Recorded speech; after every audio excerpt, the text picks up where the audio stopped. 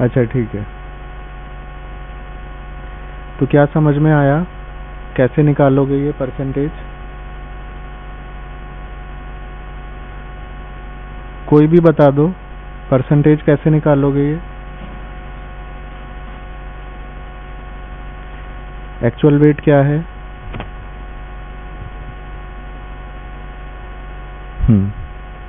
और expected wait जो होना चाहिए।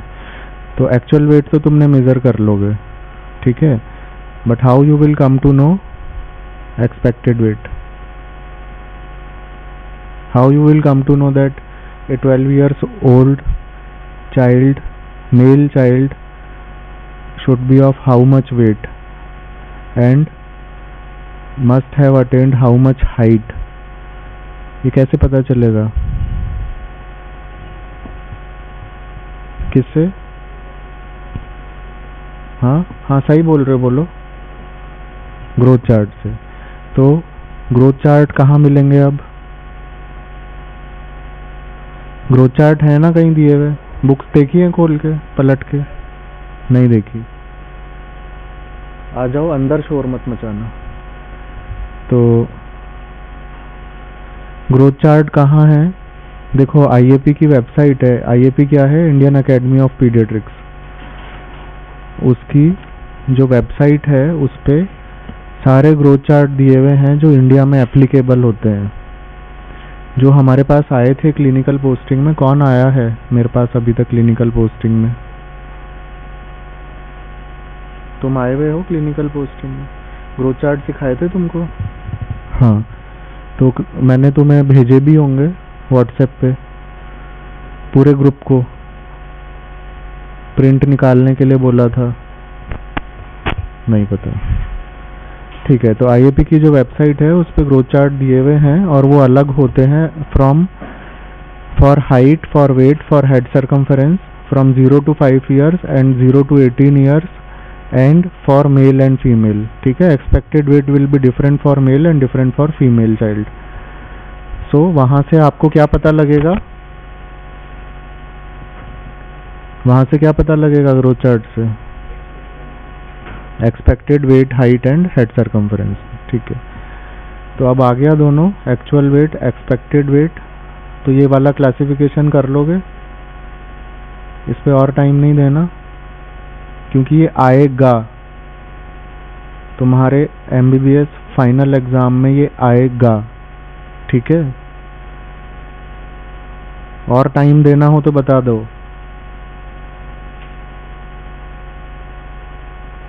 पीडियाट्रिक्स में इसके बिना पास नहीं होगे। ठीक है, और भी टाइम चाहिए हो तो मुझसे अलग से आकर के बात कर लेना ओपीडी। ठीक है, हम पीछे की तरफ जा रहे हैं, अब क्लास शुरू करते हैं। So those who have come late, उनके लिए एक बार वापस जो जिस्ट था क्लास का वो मेंशन कर देंगे आधे घंटे बाद में। So what is there in India? Time क्या होता है आने का और जाने का, वो सुना है तुमने? Coming on Indian standard time, going on British standard time. Okay, so that is always everywhere followed. क्या होता है? Coming on Indian standard time, that is 15 minutes, half an hour late, and going on British standard time. Okay, so that is being followed for last 25 years, जब से मैं अपने MBBS से देख रहा हूँ, accept in military medical colleges, AFMC and Manipal. Manipal का कोई है यहाँ पे? अच्छा, ये जो यूजी क्लास है। So what is definition? See there are two things, one is severe acute malnutrition and another is protein energy malnutrition. Okay, so whenever there is malnutrition can be overnutrition, can be undernutrition. ठीक है, it can be overnutrition also, it can be undernutrition also. So whenever there is malnutrition, that it is visibly and miserable either in lab reports or clinically, then it is regarded as severe acute malnutrition.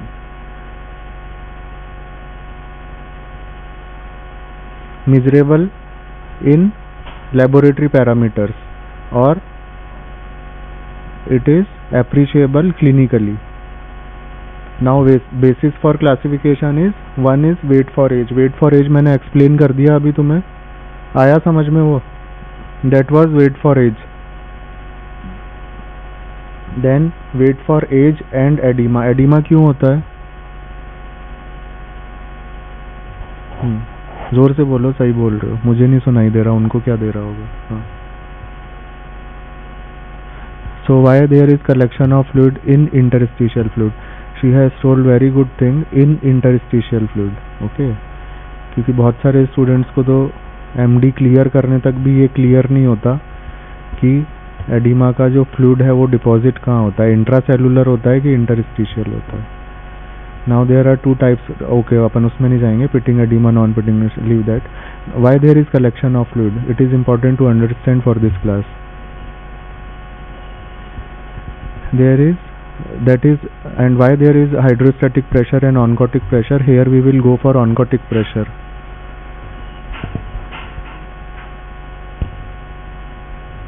Yes, you are going in right direction. How oncotic pressure? What maintains oncotic pressure? Proteins. So when there is protein deficiency, what will reduce in intravascular fluid? Oncotic pressure, and it will increase in, okay, so there will be edema. So that relates, समझ में आ गया अब? ठीक है. So weight for age and जिसमें protein की भी deficiency होने लग जाएगी, तो second classification was given by some academicians as age and edema. Then weight for height and height for age. So what is weight for height? Anybody can explain? Hindi में टूटा फूटा, मोटा मोटा. Close the door.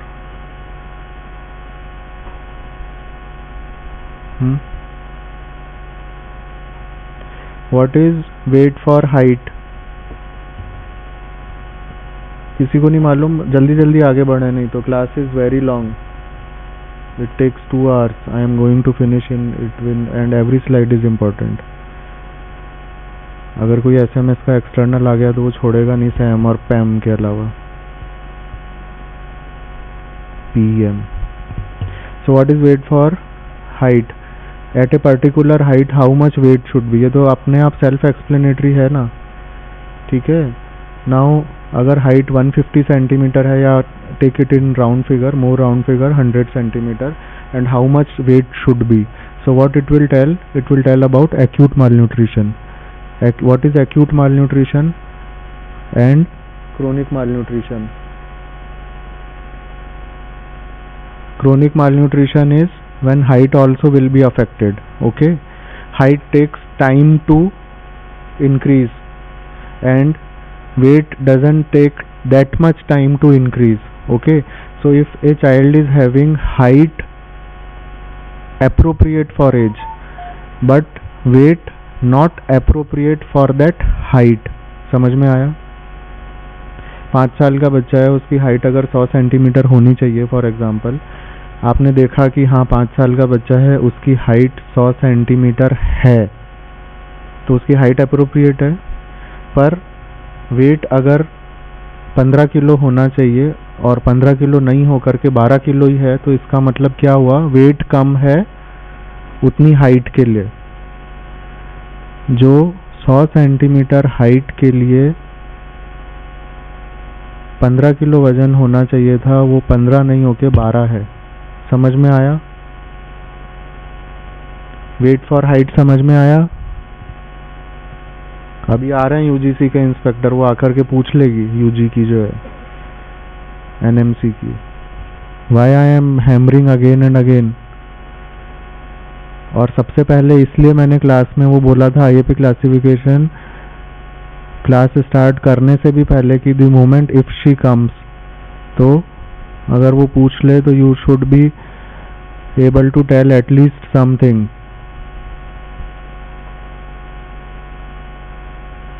समझ में आ गया या नहीं समझ में आया? वेट फॉर हाइट, ठीक है। नो,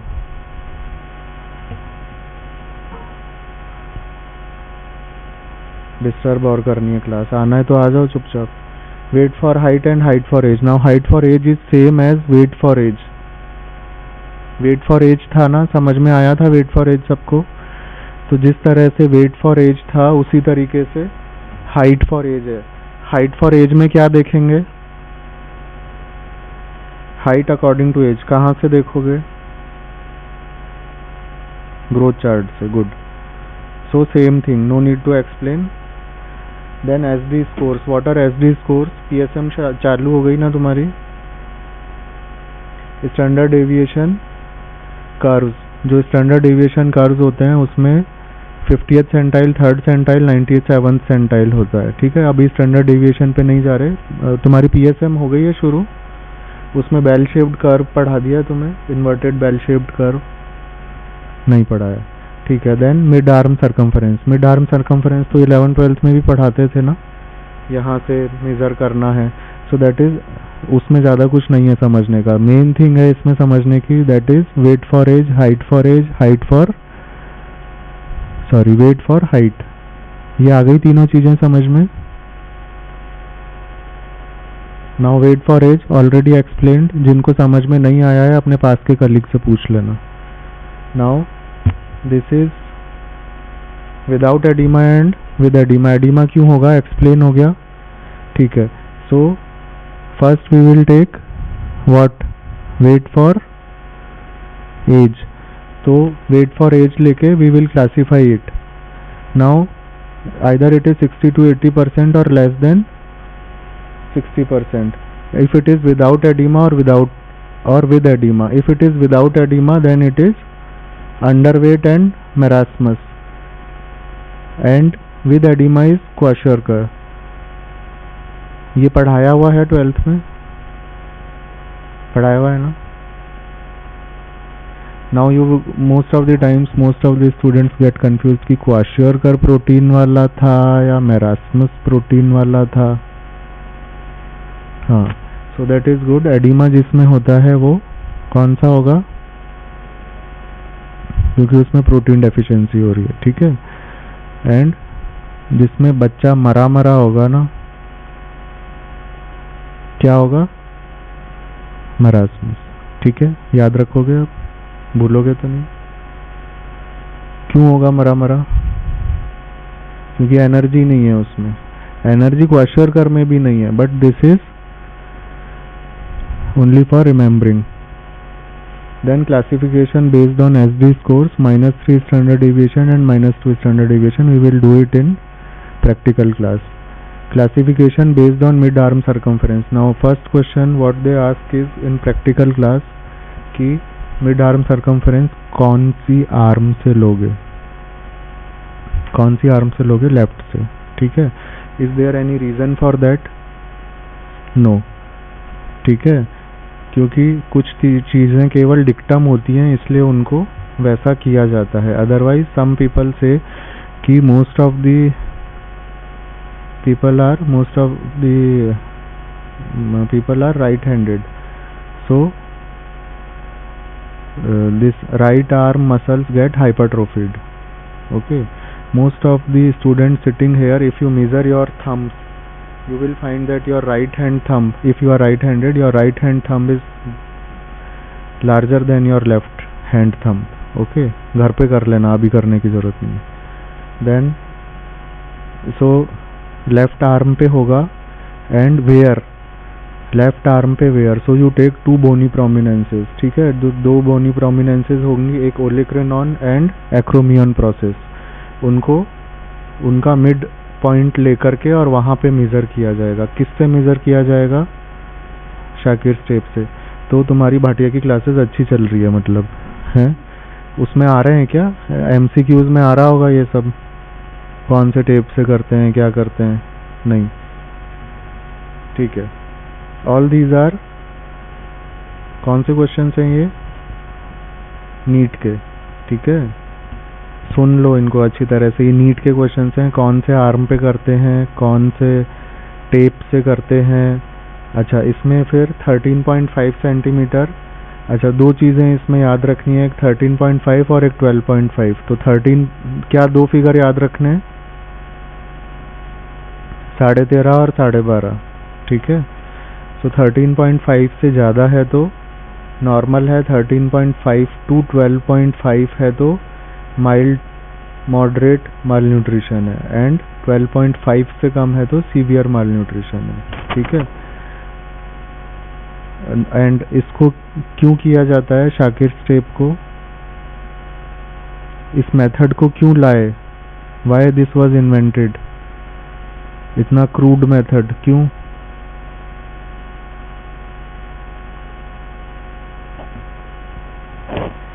जो गांवों में प्राइमरी हेल्थ सेंटर होते हैं, वहाँ पे मल्टीपर्पज़ वर्कर होते हैं, वो भी इसको कर पाएँ। ठीक है, इसमें टेप का कोई खर्चा नहीं है, लाने ले जाने की कोई परेशानी नहीं है, and even a multipurpose worker can do. ठीक है, वेइंग मशीन में तो सरकार के पास इतना पैसा नहीं है कि सारे पीएचसी में all over India weighing machine बांटती रहे, समझ गए। Then ecology of malnutrition. So ecology of malnutrition जो 3 ग्रुप्स हैं उसमें, now call that attendant again. Now ecology of malnutrition में जो 3 ग्रुप्स हैं, देखो इसमें समझ करके जाओ क्लास में, रटना घर पे जाके। ठीक है, और यहाँ भी रटोगे तो बुक में से ही रट लेना, लिखा हुआ तो है ही सब कुछ। मैंने इन्वेंट किए हैं क्या ये कॉजेस, नहीं ना, तो लिखा हुआ सब कुछ है बुक में। ठीक है, now conditioning influences socio-economic factors and cultural practices. So I will not go for socio-economic factors and cultural practices. You are intelligent enough to not memorize them and derive them in your exam itself. You are able to derive them in your exams. So what we will go for, conditioning influences, low birth weight. Okay, so if there is low birth weight, usually child will have low weight during childhood. Then infections, diarrhea, respiratory infections, measles, whooping cough, tuberculosis and helminthiasis. Now theories of malnutrition, इसमें केवल नाम याद करने हैं। क्या याद करने हैं, हाँ इसको रटना है। Now protein deficiency, toxic theory, niacin theory, increased ferritin level, because unless and until you go for MD pediatrics, no one is going to ask you the theories itself or basis of theories. ठीक है, now tell me IAP classification, जो अभी बताया था class के starting में, कैसे calculate करोगे।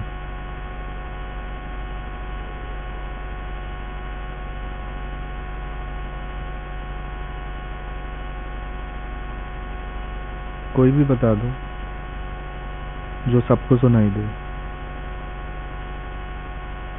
What is actual weight? What is actual weight? सुनाई नहीं दे रहा। एक्चुअल वेट क्या होता है, जो अभी है, एंड एक्सपेक्टेड वेट क्या होता है, जो होना चाहिए। कहाँ से देखोगे, ग्रोथ चार्ट कहाँ मिलेंगे, हाँ पीडिया डिपार्टमेंट में भी मिल जाएंगे, हम भेज देंगे तुमको, प्रोवाइडेड कि तुम इंटरेस्टेड हो उन ग्रोथ चार्ट्स को ले करके प्रिंट आउट निकालने में। तो अब कैसे कैलकुलेट करोगे,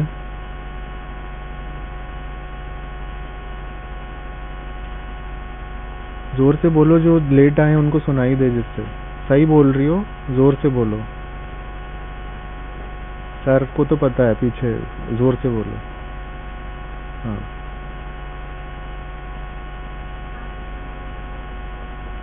हाँ हाँ, वहाँ पीछे से बोलो, तुम्हें क्या सुनाई दिया, यस यू, क्या सुनाई दिया तुम्हें। अच्छा, so that she is considering herself as privileged for coming late, isn't it? You are not privileged to come late and then still sit on the last bench and then not listen. यहाँ की खाली है ना सारी सीटें. जोर से बोलो, खड़े हो जाओ, खड़े हो, जोर से बोलो, सब सुन लो अब अच्छी तरह से. और जिसने लास्ट में नहीं बताई ये चीज़, मैं उसकी एब्सेंट मैं खुद लगाऊंगा आज रजिस्टर में, क्योंकि राजेंद्र जी को तो सर लगा दो करके करवा देते हो हैं. हाँ बोलो, जोर से बोलो. ये भी बताओ एक्चुअल वेट क्या है. खड़े रहो. एक्चुअल वेट क्या है? पीछे देख के बोलो. हाँ. And what is expected weight? हाँ. Now what is formula? हाँ. एंड मान लो 70% आया, तो अब ठीक है, एक्चुअल वेट कैसे करोगे? वेइंग मशीन से. एक्सपेक्टेड वेट कैसे निकालोगे? ग्रोथ चार्ट कहाँ मिलेंगे? देन जो क्लासिफिकेशन है उसमें मोर देन 80% इज ठीक है, और उसके बाद में ग्रेड शुरू हो जाती है 1 2 3 4. तो 80 70 60 50. ठीक है, ये तो याद रख सकते हो गया याद? मैं एब्सेंट लगा दूंगा, बता रहा हूँ.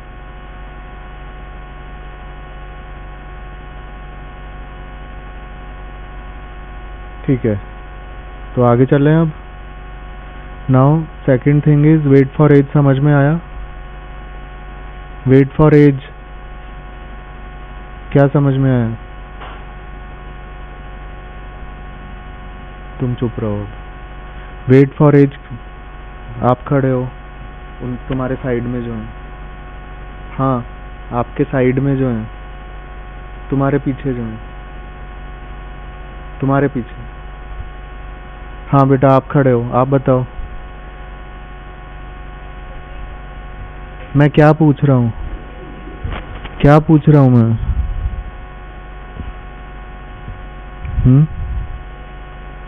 हाँ, क्या होता है?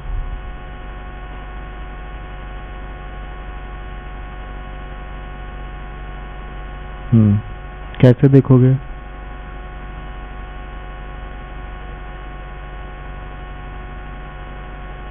ठीक है, तो इसी तरह से बैठ जाओ. सुनाई दे गया सबको? इसी तरह से दूसरा क्या होता है? You are wasting your time. मुझे कुछ फर्क नहीं पड़ता. ठीक है, इस तरीके से करके you are wasting your time, और इसके बिना तुम आगे क्लियर नहीं कर पाओगे. मैं एमडी पीडियाट्रिक्स की बात नहीं कर रहा हूँ, मैं एमबीबीएस फाइनल ईयर की बात कर रहा हूँ. ठीक है, इसके बिना क्लियर नहीं कर पाओगे. स्लाइड बना के दिखाऊं? इसके बिना क्लियर नहीं कर पाओगे final MBBS. Now what is height for as?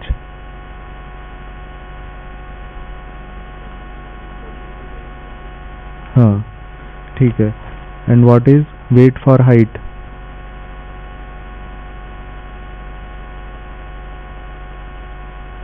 तुम खड़े हो. हाँ यस यू, तुम्हारे पीछे. बेटा खड़े हो ना? हाँ खड़े हो. हाँ बताओ, व्हाट इज मोटा मोटा टूटा फूटा जो तुम्हें समझ में आया है. गलती तो होगा, इससे ज्यादा कुछ नहीं होगा. कुछ नहीं कह रहा मैं. Weight for height. कैसे देखोगे?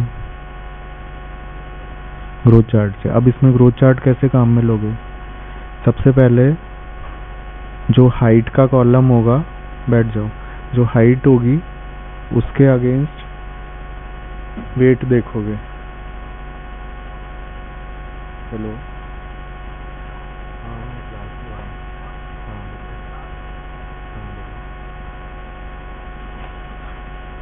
बताया तो सही क्या. मैं ये हमेशा तभी कॉल करता हूँ जब यार आरके में. रहे हो क्या?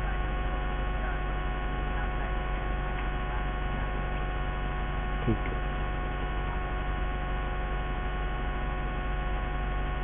So how you will look for what?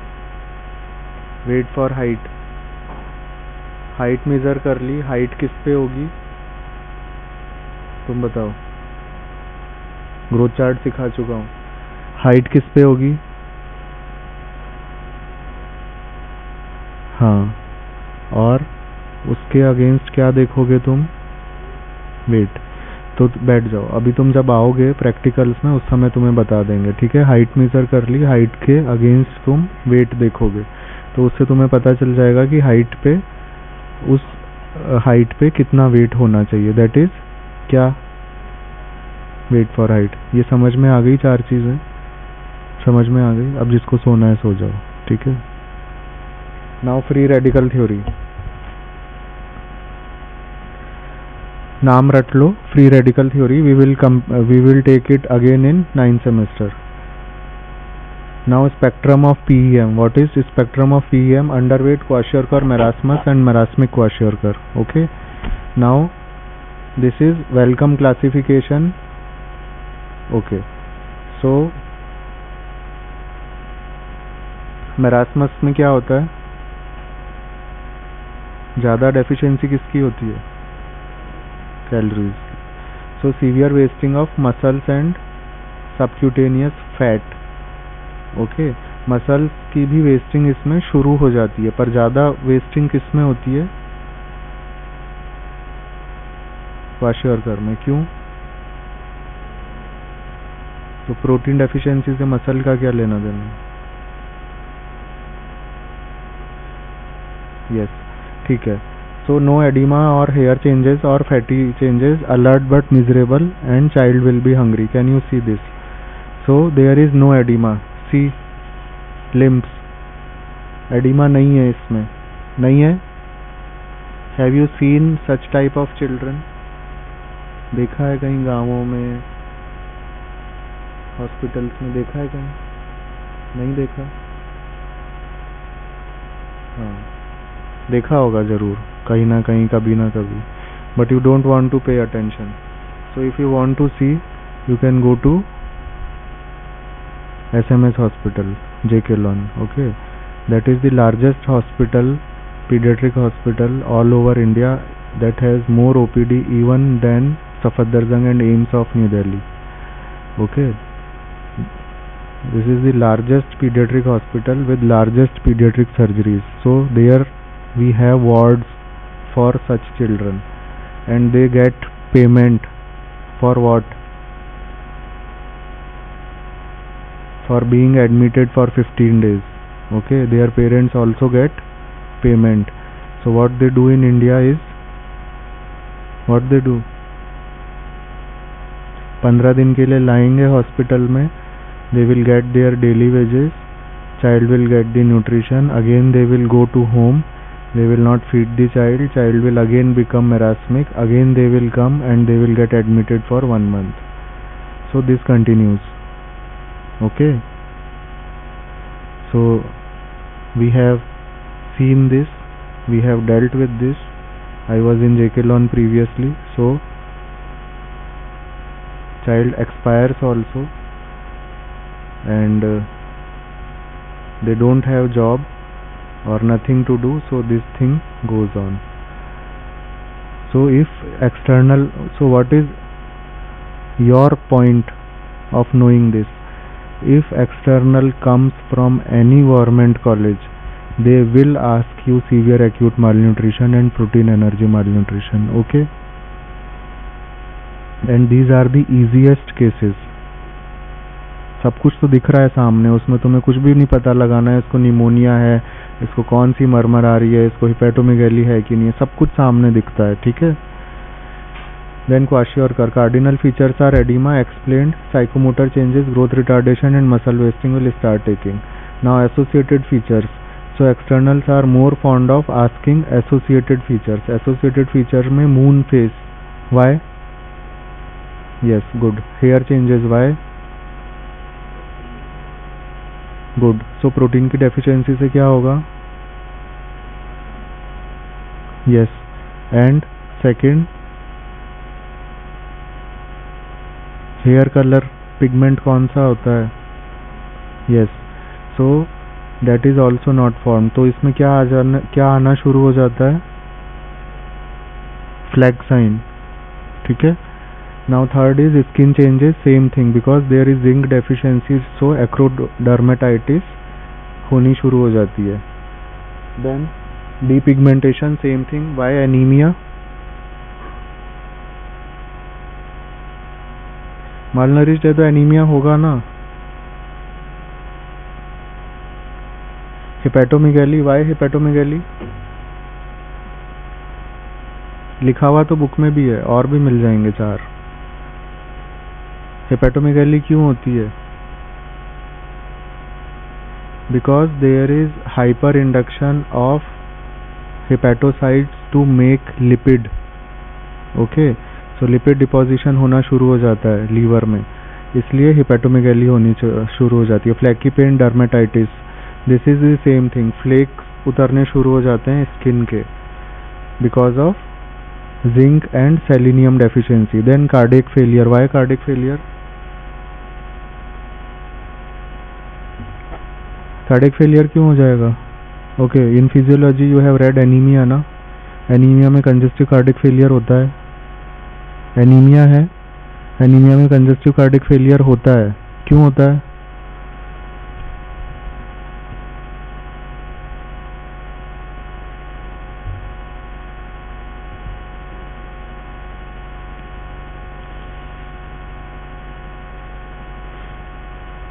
C when there is haemoglobin.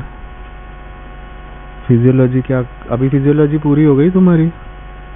हो गई ना पूरी? 6 सेमेस्टर में हो या चल रही है? सी whenever there is deficiency of hemoglobin, either it is 5, 4, 6, and we have seen children with hemoglobin even 2, 2.3 and they expire the next day.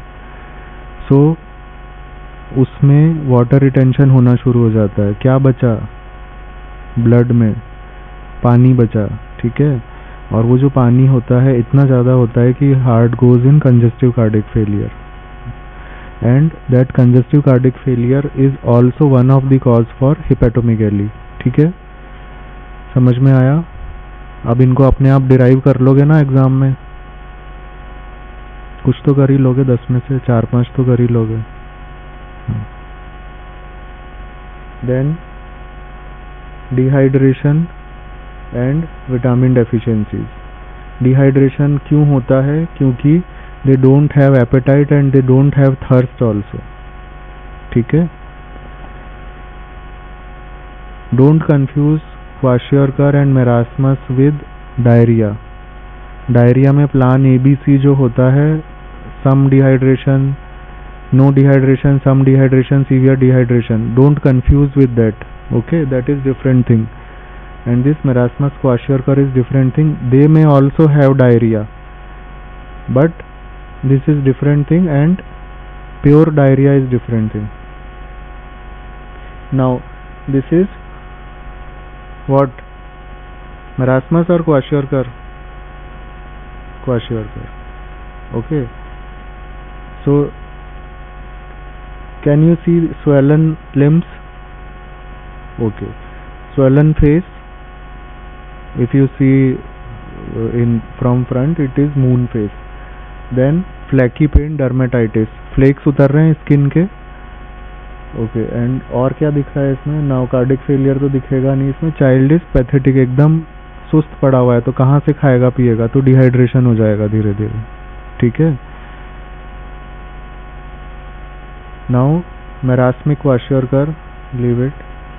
Now difference between marasmus and kwashiorkor. This is important thing. ये तुम्हें पढ़ाया है क्या coaching classes में? शुरू हो गया ये? Okay, good. तो पढ़ाऊँ मैं या आगे चलें, क्योंकि क्लास लंबी है अभी.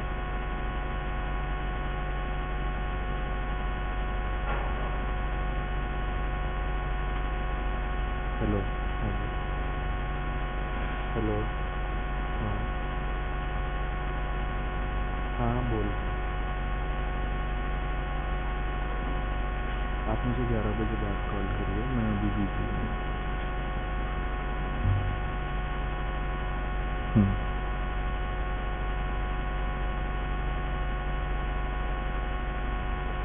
शुरू हो गया है ना कोचिंग में?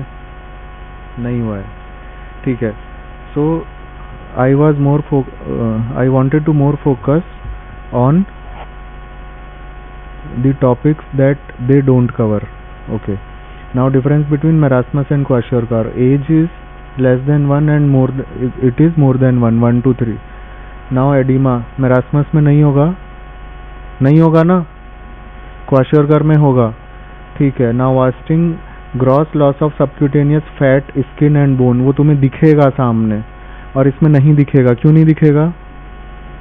गुड, तो अभी जगे हुए हो, ठीक है। मसल वास्टिंग ओब्वियस है, इसमें हिडन है। नाउ ग्रोथ रिटार्डेशन, इसमें भी ओब्वियस होगा, इसमें भी ओब्वियस होगा। What is growth retardation? उसमें हाइट भी अफेक्टेड होगी। नाउ मेंटल चेंज क्वाइट होगा चाइल्ड, इसमें इरिटेबल, मोर्निंग, एपैथिक होगा, ठीक है।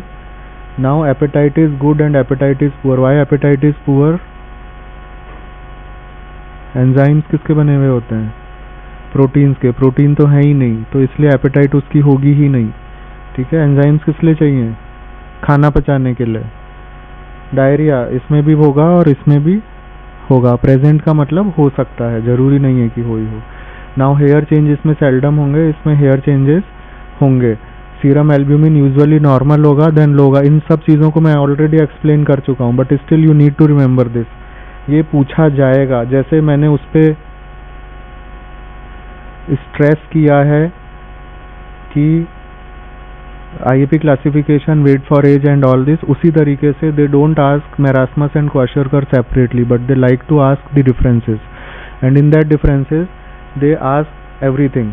तो उसमें उनके दोनों टॉपिक कवर हो जाते हैं, एंड ये भी उन्हें पता चल जाता है कि that you know the reason और not. Now liver anaemia uncommon होगा, इसमें एनीमिया कॉमन होगा। नॉर्मल और atrophic, and there are fatty changes. वो जो मैंने बोला था fatty changes, why there is hepatomegaly, ठीक है। Now infection and immunity in PM, infection and immunity they are interrelated to PM। Antibodies किसकी बनी होती हैं? प्रोटीन की डेफिशिएंसी हो गई तो क्या होगा? एंटीबॉडीज लो चली जाएंगी तो क्या होगा? इम्यूनिटी लो आ जाएगी ना। तो अब इसमें पढ़ना क्या है? हो गया बस। These children may present with episodes of acute infection or recurrent and chronic insidious infection. Nutritional status, growth retardation, frank PM contribute to high mortality.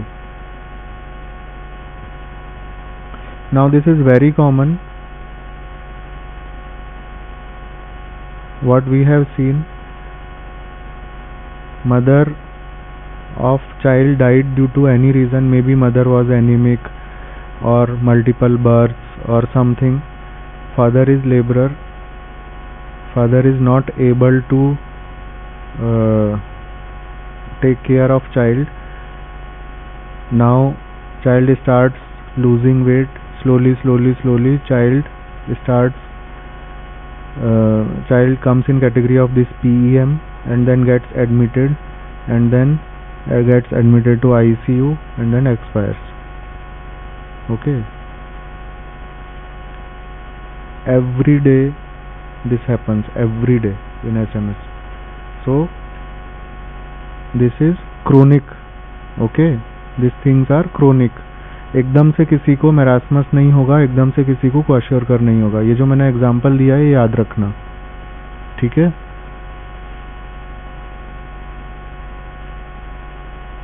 Now investigations में क्या क्या कराओगे? Okay, investigations I will explain, तो तुम internship में देखना।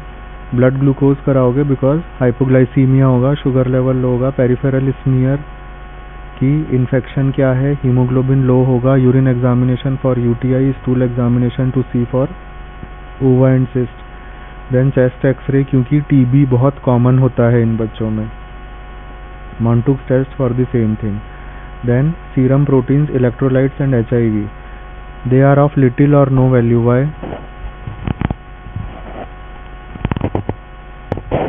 Protein तो तुम्हें दिख रहा है ना सामने कम है, तो उसको एसेस करके क्या करोगे? इलेक्ट्रोलाइट्स इम्बैलेंस तो है उसमें, तो तुम देख करके क्या करोगे? यहाँ पे फिर ये हो जाएगा कि हीमोग्लोबिन देख के क्या करोगे? If child needs blood transfusion we need to give. और अगर शुगर लो जा रही है, अभी आएंगे उसके मैनेजमेंट में, then we need to give this thing.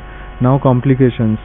So complications भी तुम्हें समझ सको तो समझ लो, अदरवाइज कॉम्प्लिकेशंस भी रटे हुए होने चाहिए। जैसे ही वाइवा में पूछा जाए कि क्या कॉम्प्लिकेशंस होते हैं, everything is hypo hypo hypo hypo hypo, क्या क्या कम हो जाएगा? तो हाइपोग्लाइसीमिया हो गया, और हाँ ब्लड प्रेशर भी कम हो जाएगा, तो हाइपो डिहाइड्रेटेड है मतलब चाइल्ड हाइपोवोलीमिया है, ठीक है। तीसरा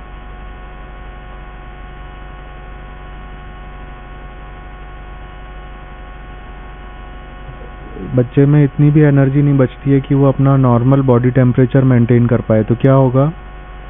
हाइपोथर्मिया। फिर इन्फेक्शंस, क्यों? इम्यूनिटी लो है।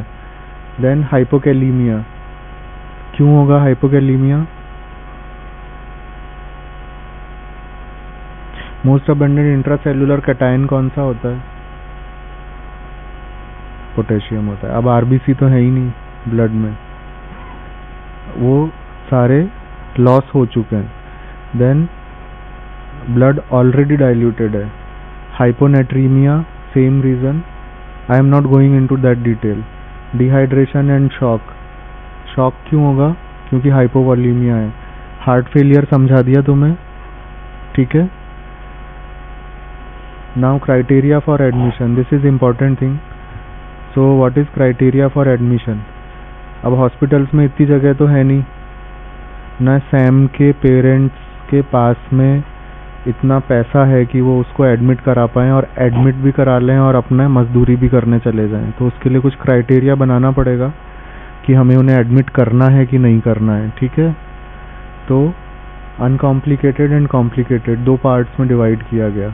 सो अनकॉम्प्लिकेटेड में क्या आएगा, ये रटने का है। If age is more than 6 months, child is alert, preserved appetite, clinically assessed to be well, living in a conducive home environment, means the parents are able to take care, okay।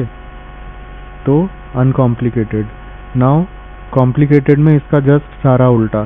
तो इसलिए जितने भी hospital हैं उनमें बच्चे को admit कब किया जाएगा? जब वो किस में आएगा? कॉम्प्लिकेटेड में। अब वो कॉम्प्लिकेटेड में आएगा तो उसको कॉम्प्लिकेटेड में लाना पड़ेगा ना, तभी तो वो एडमिट होएगा, तभी तो पेरेंट्स को पैसे मिलेंगे, होगा ना ऐसा? तो ऐसा अब आपने ठीक करके भेज दिया उसको, तो उसको वापस आने में करीब महीना 1.5 महीना वापस लगेगा, ठीक है। तो जो भी अनकॉम्प्लिकेटेड है उसका उल्टा किस में हो जाएगा?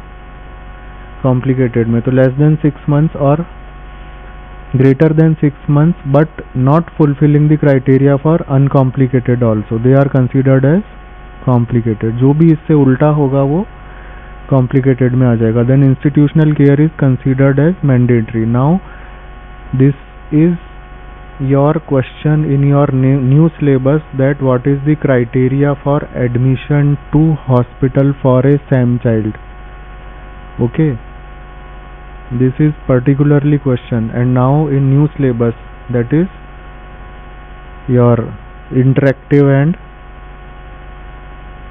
course, उसमें ये चीज पूछी जाएगी, क्योंकि नहीं तो आप हर एक को एडमिट कर लोगे। now this is what you call screenshot from government guidelines, this is taken as it is, okay। now इसमें presence of any emergency signs, तो emergency signs edema, persistent vomiting, very weak, apathetic, fever, children with fast breathing और chest indrawing and cyanosis, इनको किसमें इन सब को किसमें admit करना है? Nutritional rehabilitation centre.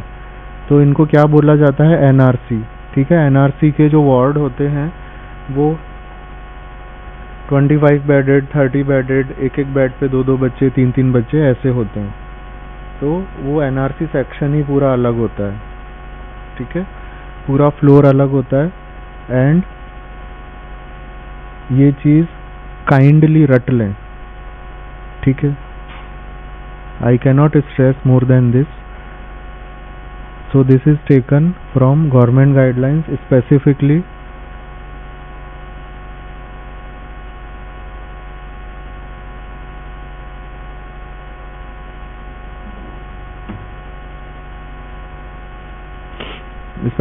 taken out and pasted here as it is. इसकी फोटो ले लो, तुम्हें अपने आप ही ले लेनी चाहिए, पेन ड्राइव तुम लोग लाते नहीं हो।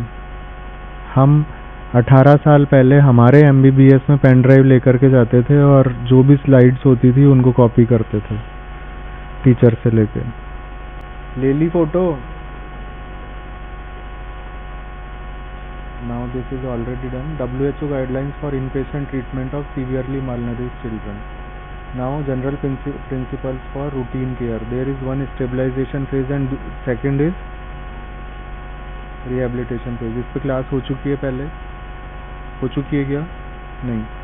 Now this is stabilization phase and rehabilitation phase. So total is, see you can see here 2 to 6 weeks. 6 weeks मतलब कितना हुआ? 1.5 महीने तक पेशेंट आपके हॉस्पिटल में रहेगा, ठीक है। एंड तो 1.5 महीने तक रहेगा, ठीक होएगा, फिर वापस आएगा, ठीक है। तो हाइपोग्लाइसीमिया इन डेज 1 to 2, कम से कम तुम्हें ये याद रहना चाहिए कि स्टेबलाइजेशन फेज और रिहेबिलिटेशन फेज होता है। क्या होते हैं 2 फेज? ठीक है। नाउ स्टेबलाइजेशन फेज कितने दिन का होता है? 7 डेज का। उसके बाद में क्या शुरू हो जाता है? एंड टोटल ड्यूरेशन कितनी होती है दोनों की? 6 वीक्स। तो जो स्टेबलाइजेशन फेज है उसमें सारी उन वाली चीज़ों को अटैक किया जाएगा जो कि जान बचाने के लिए ज़रूरी है। क्या क्या है जान बचाने के लिए ज़रूरी? सबसे पहले hypoglycaemia, hypothermia, dehydration and electrolytes, ठीक है, ये ठीक होने चाहिए जिससे कि बच्चा जिंदा रहे। अब वो जिंदा है, उसके बाद में जो चीज़ें हैं वो आप कवर करते चलोगे और 6 वीक्स तक उसका वेट इंक्रीज होना, एडिमा जाना, प्रोटीन ठीक होना, ये सब कुछ होएगा, ठीक है। तो सबसे पहले उसको स्टेबलाइज करोगे। स्टेबलाइजेशन फेज में क्या आएगा? बोलो जल्दी जल्दी, नहीं तो पास नहीं हो पाओगे इस चीज़ में, फिर कहलवाते रहना अपने पेरेंट्स से। हाँ बोलो क्या?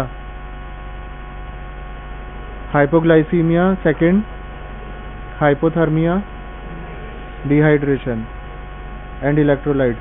तो इन्फेक्शन, फिर उसके बाद में आया इन्फेक्शंस। इन्फेक्शंस पे एंटीबायोटिक्स एटलीस्ट 48 to 72 आवर्स लेंगे ना काम करने में, तो उसके बाद में इन्फेक्शंस धीरे धीरे ठीक होएंगे। देन माइक्रोन्यूट्रिएंट्स धीरे धीरे एब्जॉर्ब होएंगे। कॉशियस फीडिंग जो मदर को सिखानी होगी, कैचअप ग्रोथ होगी, sensory stimulation and prepare for follow up, ठीक है। So what is hypoglycaemia? Blood sugar is less than 54। It is not for adult वाला जो होता है ना, वो नहीं है कि फास्टिंग कितना होना चाहिए और पीपी कितना होना चाहिए, वो नहीं है। That is different criteria and this is different. इसमें 54 है, ठीक है।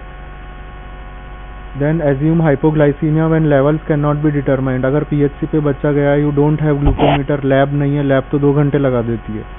अगर ग्लूकोमीटर नहीं है तो हम उसको मान के चलेंगे कि उसको हाइपोग्लाइसीमिया है, ठीक है। नहीं तो बच्चा क्या हो जाएगा?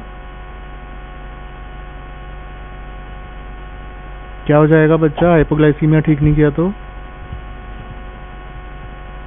मर जाएगा, ठीक है। देन कॉन्शियस चाइल्ड है तो 50 ml bolus of 10% glucose by nasogastric tube. Unconscious child है तो different thing. Second thing hypothermia. So जितना तुम्हें अभी आना चाहिए 6 सेमेस्टर में, बाकी का प्रैक्टिकल्स में सिखाएंगे। टेम्परेचर इज लेस देन कितना? 35। हाइपोग्लाइसीमिया कितने पे था? ठीक है। नाउ डिहाइड्रेशन, सो या तो डिहाइड्रेशन के साइंस प्रेजेंट हो, डायरिया पे क्लास हो गई ना तुम्हारी, नो डिहाइड्रेशन, सम डिहाइड्रेशन, सीवियर डिहाइड्रेशन, सो उसके बेसिस पे तुम असेस करोगे कि डिहाइड्रेशन है या नहीं है, और नहीं हुई है तो हो जाएगी। Then assessment of dehydration in severely malnourished children. अब सीवियरली मालनरिश्ड है, डिहाइड्रेशन कैसे देखोगे तुम, उसको तो एडिमा हुआ है, तो डिहाइड्रेशन पता ही नहीं चलेगा। तो इसलिए basic format remains the same and some signs are unreliable in this kwashiorkor child. Mental state, mouth, tongue and tears and skin turgor. Diagnosis of dehydration in severely malnourished child, then history of diarrhoea है कि नहीं, increase thirst, recent sunken eyes है कि नहीं, prolonged CFT है कि नहीं। अच्छा, ORS का क्या आना चाहिए, composition, very important. Second thing, ORS का न्यू ऑस्मोलैरिटी या लो ऑस्मोलैरिटी, ORS की ऑस्मोलैरिटी कितनी होती है। सेकेंड थिंग, सीट्रेट, ये लिख लो क्वेश्चन, सीट्रेट क्यों ऐड किया जाता है उसमें, ठीक है। देन वाई ग्लूकोज के साथ में पोटेशियम ऐड किया जाता है। Then we will correct electrolyte imbalances, treat and prevent infections, status is antibiotics and correct micronutrient deficiencies.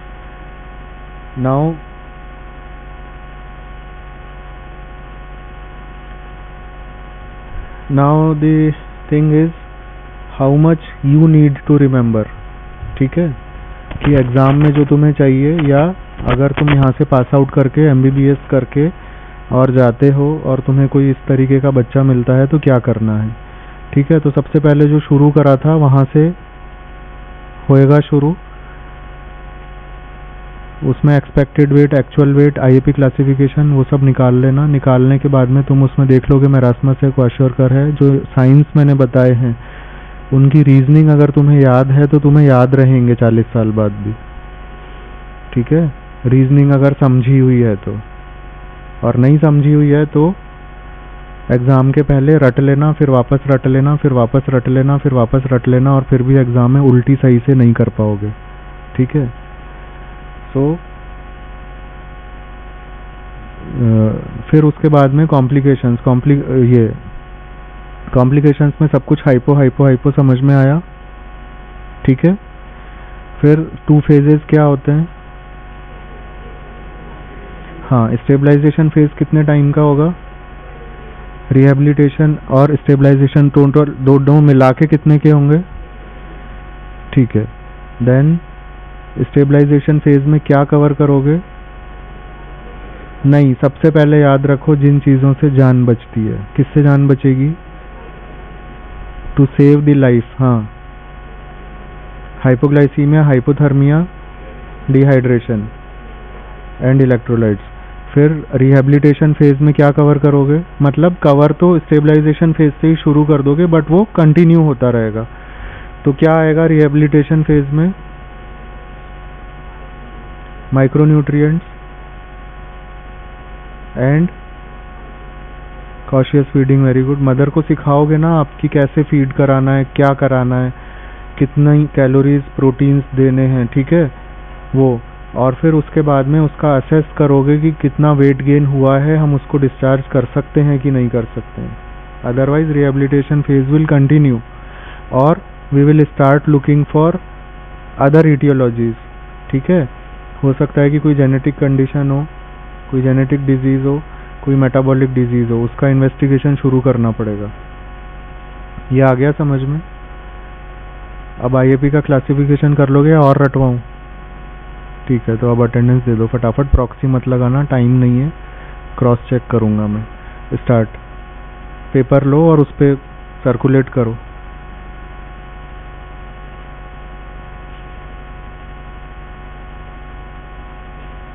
Now growth chart कहाँ से लेने हैं, जब तुम इसमें आओगे पीडियाट्रिक की पोस्टिंग में तो उसके प्रिंट निकाल के लाने हैं, कलर्ड की जरूरत नहीं है, ब्लैक एंड वाइट। कहाँ से लोगे, IAP की वेबसाइट पे सारे ग्रोथ चार्ट दिए हुए हैं, कुछ 10 या 12 हैं, तो उनके सबका एक एक प्रिंट होना चाहिए सबके पास। ठीक है।